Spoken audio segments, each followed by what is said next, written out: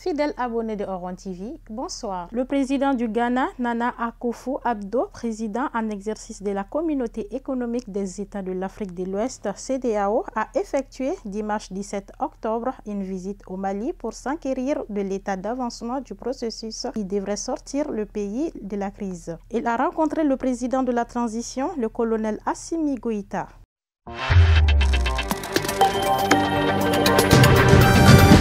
En Côte d'Ivoire, l'ancien président ivoirien a lancé son nouveau parti ce week-end, le Parti des peuples africains Côte d'Ivoire PPACI, dont il a été élu président lors du congrès constitutif à Abidjan. Laurent Gbagbo a déclaré que son ambition était de partir et qu'il préparait son parti à poursuivre le combat, un parti qui se veut socialiste, souverainiste et qui met l'accent sur le panafricanisme.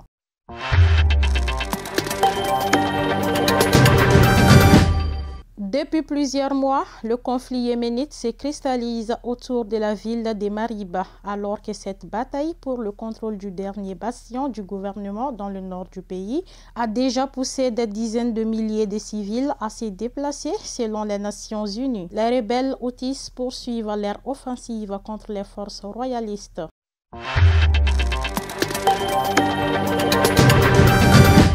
En Chine, la croissance de la deuxième économie se tasse, plus 4,9% au troisième trimestre, selon les chiffres publiés par les autorités chinoises ce lundi 18 octobre. Une augmentation du PIB en berne en raison notamment de la crise de l'immobilier et de l'énergie.